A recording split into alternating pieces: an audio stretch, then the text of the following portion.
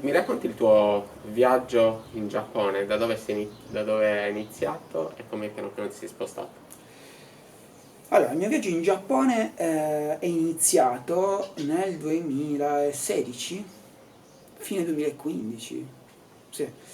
Allora, sono arrivato in Giappone dopo i primi mesi dove ho fatto un po' di tutto.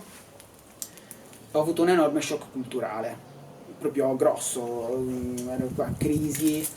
E insieme alla mia allora compagna Kanami, con la madre, decidemmo di farmi un foglio per andare in un monastero, per rinchiudermi in un monastero zen, buddista.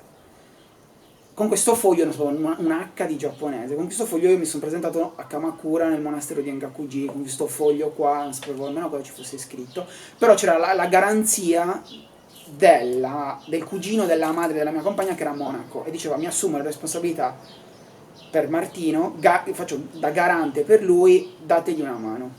Questo è quello che c'era scritto in soldoni nel foglio. E io ho avuto, dopo varie tiritelle, la fortuna di frequentare il monastero Engakuji di Kamakura che mi ha curato e fatto capire l'Oriente. Perché prima io venivo da un concetto, da un mondo prettamente occidentale, con tutte le mie fisse, le mie regole, le mie cose scontate, ecco. Vengo dal mondo della storia dell'arte a Siena, tra l'altro sono lavorato in grafica, in incisione. Poi mi sono ritrovato a lavorare nel mondo dell'arte in Giappone, in maniera non più teorica, ma concreta e pratica. Ho studiato con un maestro giapponese che vive in una piccola isola che si chiama Yakushima, dove io vivevo per un po'. Questo maestro si chiama Masayuki Yamashita, che mi ha iniziato al mondo della ceramica. Mi ha dato le basi per gestire il reparto ceramico di un laboratorio d'arte irregolare che stava a Yakushima, che si chiama Yakuno Sato, ovvero persone con problemi psichiatrici che stavano da noi e noi diciamo davamo valore al loro mondo attraverso l'espressione artistica.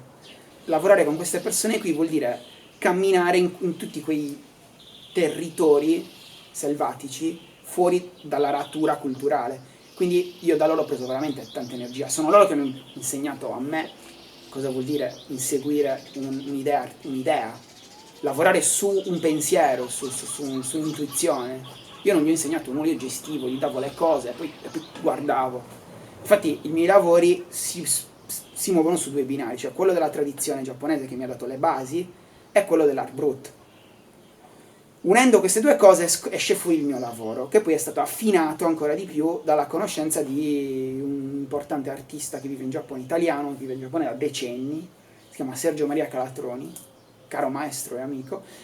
Con lui, diciamo, lui mi ha dato il là più importante per portare la tradizione, anche la tradizione artistica occidentale, in tutto quello che stavo facendo, quindi dall'informale a Pollock, a Kandinsky, al Gutai giapponese, quindi è tutto un lavoro di contaminazioni che si muovono veramente su tre binari: tradizione giapponese, art brut e novecento occidentale. E io non scopro la ceramica, è la ceramica che scopre me. Io non scopro il maestro, è il mio maestro che scopre me.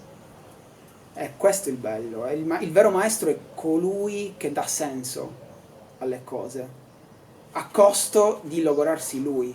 Cioè è una roba in perdita, il vero maestro, e che è rarissimo oggi. Il vero maestro sa che appena incontra un alunno valido, lui si consuma per portare fuori la gemma, il bocciolo dell'allievo. Io ho avuto la fortuna di avere almeno tre maestri che mi hanno cambiato la vita. Il primo maestro è stato un poeta, Piero Sanavio, grandissimo studioso di Ezra Pound, morto da poco, Sergio Maria Calatroni e Yamashita. Queste persone sono fondamentali per il mio percorso. Il mondo dell'artigianato giapponese è una ricchezza pazzesca, cioè, ho visto delle cose di una bellezza sconvolgente, dalla carta all'acciaio, e sono tutte robe vive, cioè non è roba folcloristica relegata al museo, è vivo. Cosa intendi? Non è una cioè la usano, ecco, la casalinga giapponese sa riconoscere quasi quanto un ceramista, un vasaio o un artigiano della lacca, un materiale di qualità, perché lo usa, lo usano in continuazione. Io ho imparato a prendere confidenza con quei materiali e con quelle forme perché usavo ogni giorno quantità assurde di ciotole, vasellame, perché le tavole giapponesi non sono come le nostre, dove ci sono 3 portate, quindi 3 piatti. Lì ce ne sono almeno 30, perché sono tutte ciotoline con vari assaggi che si prendono con le bacchette e si mettono nel riso. Quindi tu vedi varie cosine e tutte queste cosine hanno il loro contenitore con la loro forma, i loro materiali, il loro colore. Ecco, la mia confidenza con quelle forme e questo mondo di oggetti e di materiali è iniziata a tavola. Ovviamente per un occidentale è stranissimo, perché le nostre tavole sono, tra virgolette, minimali in confronto alle loro. Questo tuo percorso di, diciamo, di crescita creativa, che riscontro ha avuto qui in Italia e se a te interessa il riscontro delle persone sulle tue ceramiche? Allora, il riscontro delle persone nei confronti del mio lavoro è stato inaspettatamente positivo, non pensavo sinceramente. Però poi mi sono dato una risposta perché semplicemente non c'è nessuno che... Innanzitutto i ceramisti della mia età sono pochissimi, cioè non c'ho concorrenza. Poi ancora di più con lavori come i miei, in cui mi muovo nel mondo appunto dell'irregolarità, dell'incidente. Ecco, io gestisco incidenti quando lavoro. Mi piace complicarmi la vita, diceva Edoardo, è importante complicarsi la vita quando fai le cose perché solo così susciti gli eventi.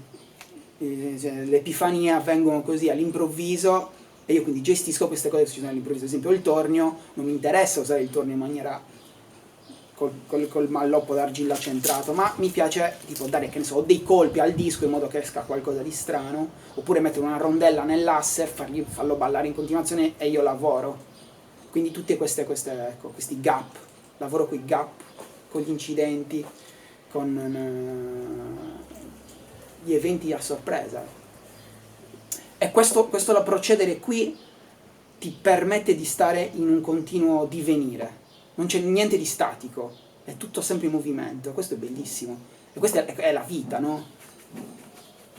E quindi, e poi nel mio lavoro ci sono veramente tante contaminazioni, soprattutto di letteratura.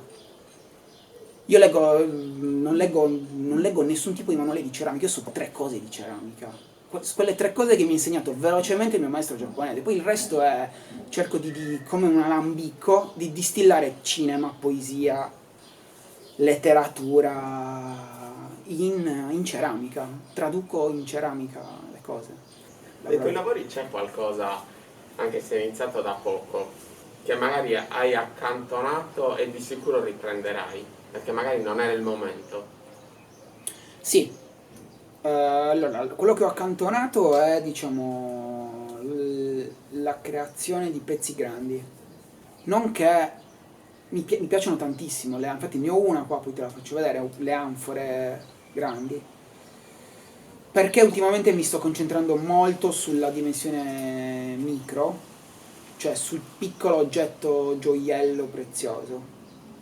Quindi un focus molto ristretto sul piccolo oggetto.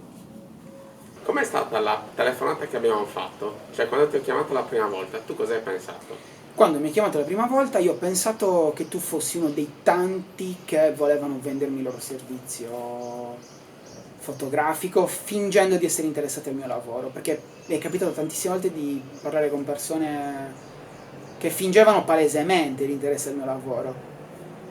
Mi hanno proposto tutta una serie di interviste e cose, però poi mi hanno presentato un conto tipo pazzesco e ho detto guarda non mi interessa. Invece con te all'inizio pensavo questo, poi dopo un po' ho capito che tu eri veramente interessato, veramente avevi capito il